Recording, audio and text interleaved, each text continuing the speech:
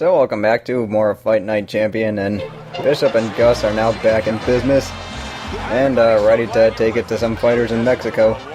And the reason Gus chose to go to Mexico instead of staying in the US was that the thing with most fighters from Mexico is that they show up consistently in shape. They are trained pretty well for the most part, they're conditioned well, and they're pretty tough fighters mentally and physically.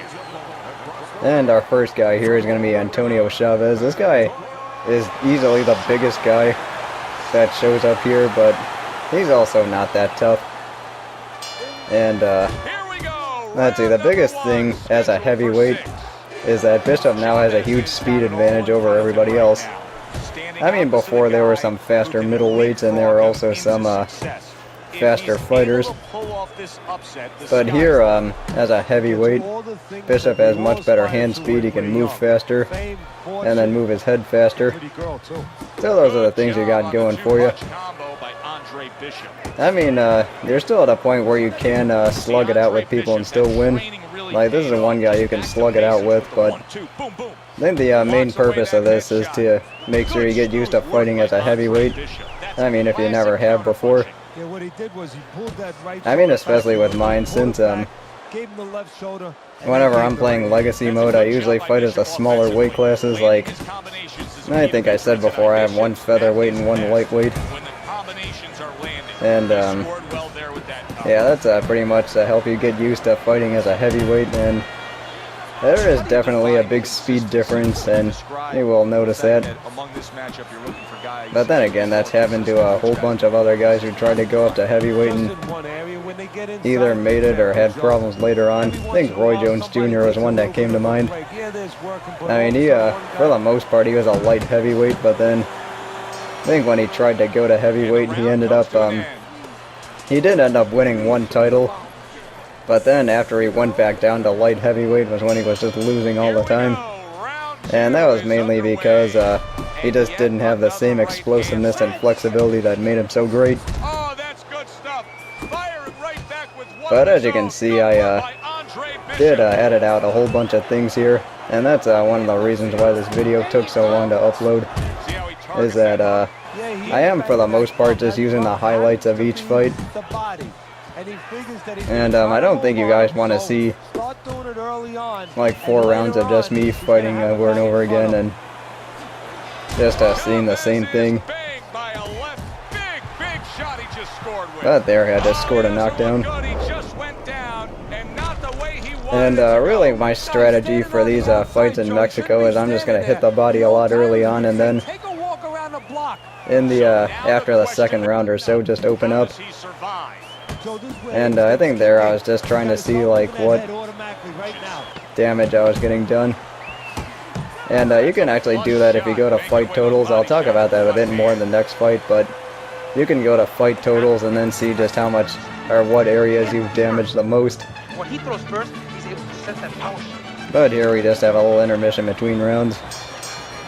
So start of the third round, I'm just trying to use a bunch of combinations now. And here I'm just opening up a bit more, especially since I did have him down once. So I'm just going to try and open up more to the head and try and go with more like body-head combinations.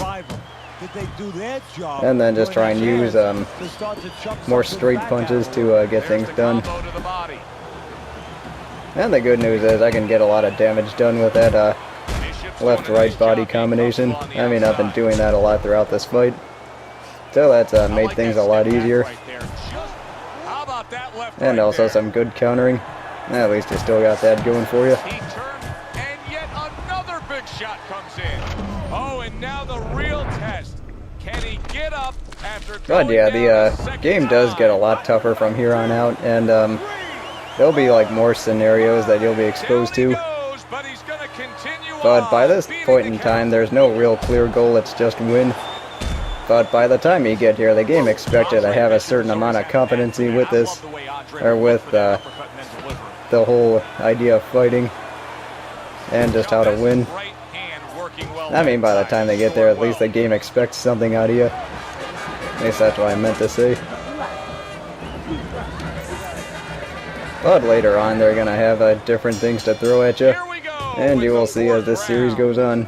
Bishop's corner has to be pleased with everything they've seen so And far here, tonight. this is one thing I actually had problems with as a heavyweight with Bishop, is because he's only 6 foot tall compared to some of the other guys who are like 6'4", 6'3". And then reach is something I've been having a lot of issues with.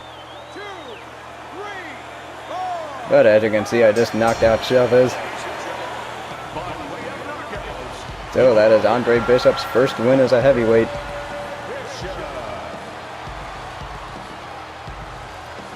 And then there's going to be another cutscene and then another fight, so I will see you for that.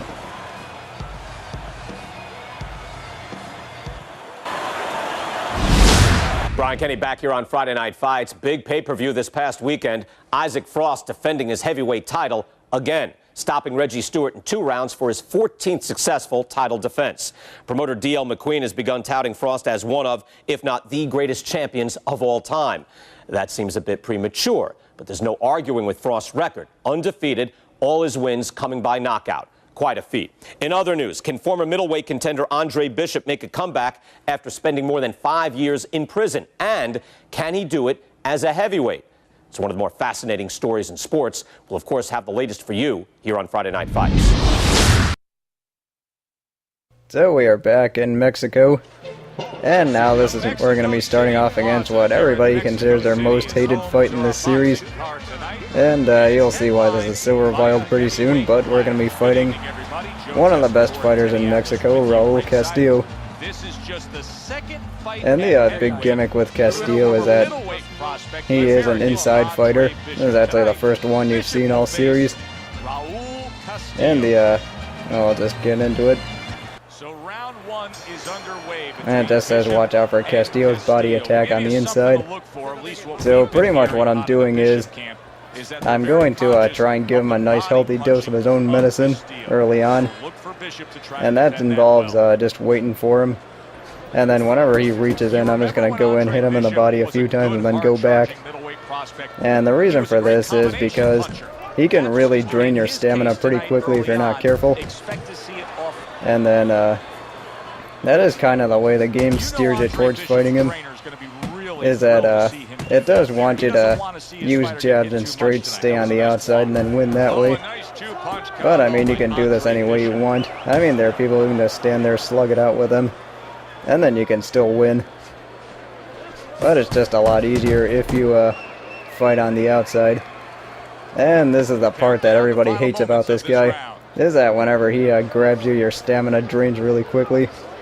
And you have to mash the L2 button or the left trigger button, one of those two, in order to get him off you.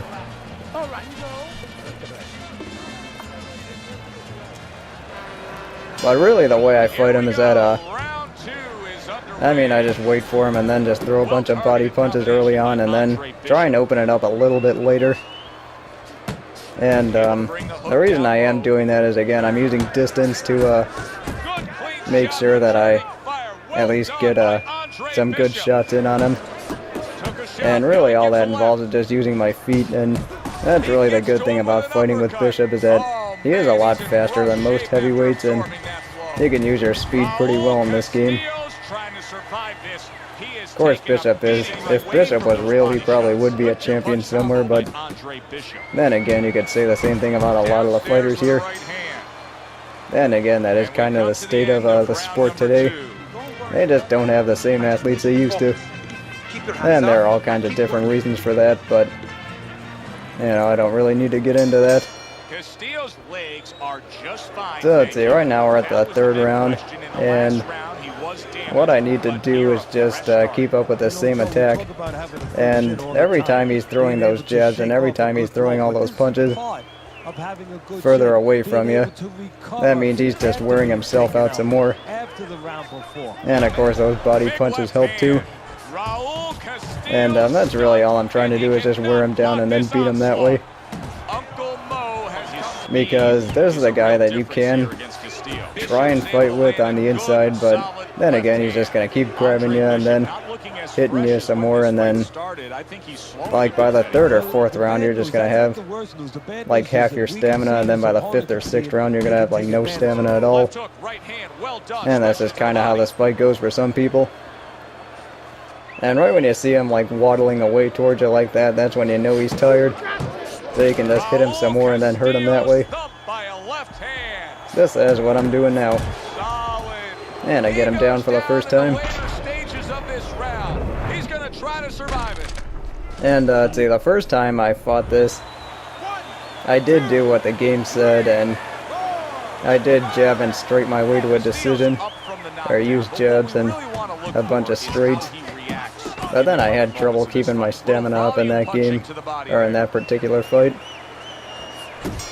But that's one thing I do like about the way this game works, is that it does steer you towards one direction without completely holding you by the hand and without like closing you off in any way. I mean, it does let you be a little bit creative in how you want to fight. And that's just one thing I do like about this game. Or I mean, just this particular story mode. But even though this is more of a tutorial, it does a pretty good job of like throwing you into the action. And it is pretty forgiving about those things. Now what I'm doing right now is checking out the fight totals, and you can see like how much damage you did and where you have the most damage, and since he has a bunch of body damage now, I'm going to try and finish him off that way. And see, the important thing about checking the damage is that the more you hit him in certain areas, the more vulnerable he is to getting knocked down in that area.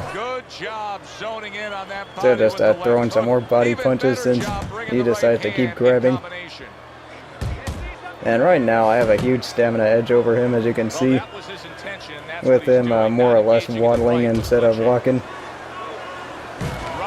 So I'm just going to try and open it up and then try and take him out this way. And I end up getting him down a second time. No, he should have been on the inside. He pulled out into a world. And then with these guys, since they are pretty tough fighters, you do have to knock them down 3 times total. And then you can also win by decision too. The game's not that strict. But one little 1-2 to finish it off. That looked like the great pitcher, great. And then here I'm just looking at my fancy work. Or pretty soon I will. And yes, that says 135 body punches in 4 rounds, which basically means this guy's not going to hold anything down for a month. What a soap opera it's been for Andre Bishop. But that is the end of the fights in Mexico. And I will see you in part 6 next week. He knocks out Raul Castillo here in Mexico City.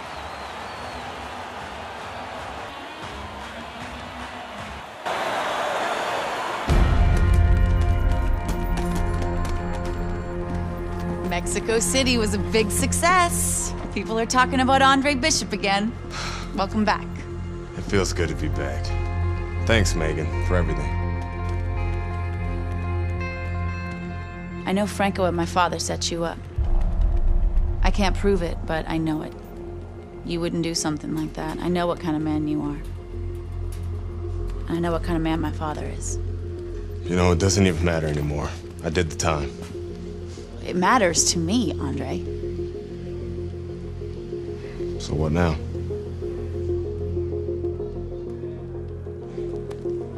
We gotta get you cleaned up.